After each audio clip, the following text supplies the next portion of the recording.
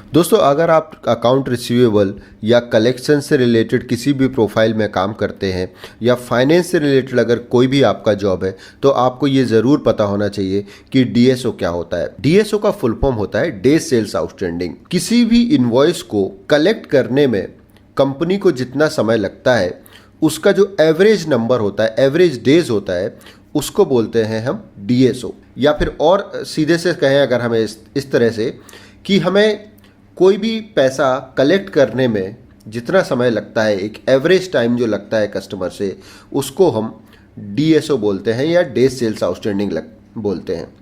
तो for example, अगर किसी कस्टमर का आपने 1 तारीख को इनवॉइस जनरेट किया और 30 तारीख को पेमेंट कलेक्ट कर लिया तो उसका नॉर्मल एवरेज जो डीएसओ होगा वो होगा 30 डेज़, क्योंकि आपने 30 डेज़ में उस पेमेंट को कलेक्ट करके बुक कर दिया। अब इसमें कुछ टेक्निकलिटी आ जाती है। अगर आपका बिज़नेस थोड़ा बड़ा है और उसमें काफ़ी सारे इन्वॉइसेस जनरेट हो रहे हैं, कुछ प्रोविजंस भी ले लिया है आपने, कुछ बिल्ड और अनबिल्ड भी रहता है, तब आप डीएसओ को कैसे कैलकुलेट करेंगे वो मैं यहाँ पर आपको एक्सप्लेन करूँगा एग्जाम्पल के साथ। तो एक सिंपल एग्जाम्पल रखेंगे। फॉर एग्जाम्पल, आपने टोटल आपका अकाउंट रिसीवेबल है 5 lakh rupees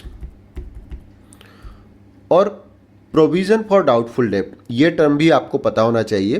provision for doubtful डेब्ट क्या होता है? ऐसे इनवॉइसेस जिनका आपने प्रोविज़न ले लिया है। फॉर एग्जांपल, कोई इनवॉइस है जो आपका 120 डेज से ऊपर हो गया है या 180 डेज से ऊपर हो गया है। ये डिपेंड करता है आपकी कंपनी की पॉलिसी के ऊपर कि आप कितने दिन के बाद उस प्रोविज़न को बुक करते हैं। मतलब कितने दिन का इनवॉइस अगर पुराना हो जाए तो आप उसको डाउटफुल समझते हैं। ये बिज़नेस टू बिज़नेस डिपेंड करता है। किसी बिज़नेस में 90 to 120 days credit term normal credit term है और किसी बिज़नेस में 7 से 15 डेज़ क्रेडिट टर्म भी नॉर्मल क्रेडिट टर्म है। ओके, तो ये डिपेंड करता है कि कौन से बिज़नेस में हैं आप और उसकी जो लीगैलिटी है या जो पॉलिसी है उस तरह से डिफ़ाइन किए जाते हैं। तो फॉर एग्जांपल, कोई इनवॉइस है जो आपका डिस्प्यूटेड है, कस्टमर के साथ कोई डिस्प्यूट चल रहा है और आपको लगता है कि वो पेमेंट नहीं आएगा, तो उसको हम डाउटफुल डेब्ट्स में बुक कर देते हैं। उतना हम प्रोविज़न डाउटफुल डेब्ट्स का ले लेते हैं।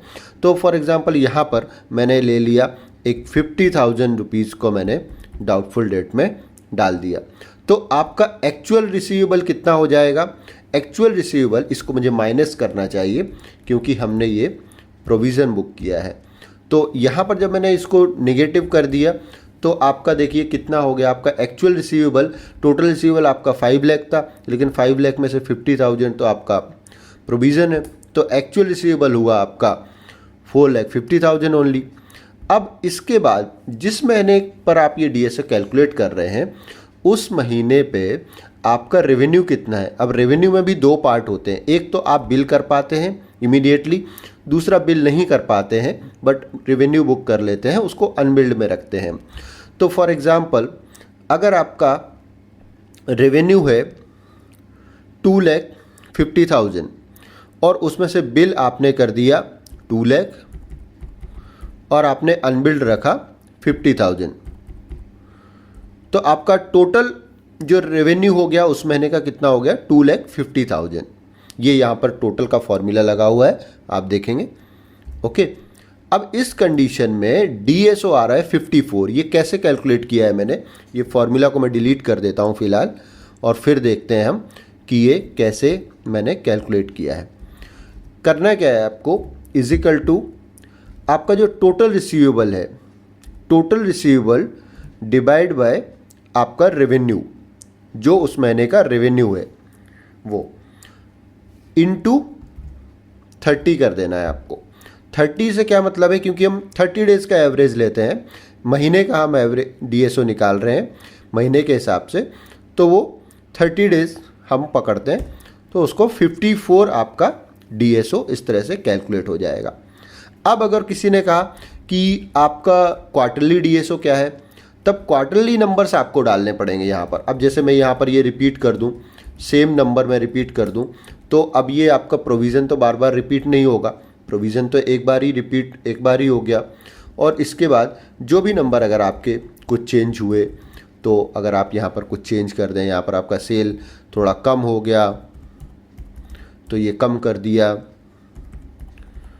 तो इस तरह से आपने ये नंबर बनाया और फिर ये देखिए अब यहाँ पर क्या हो गया, ये 86 क्यों हो गया DSO? इसका रीज़न क्या है?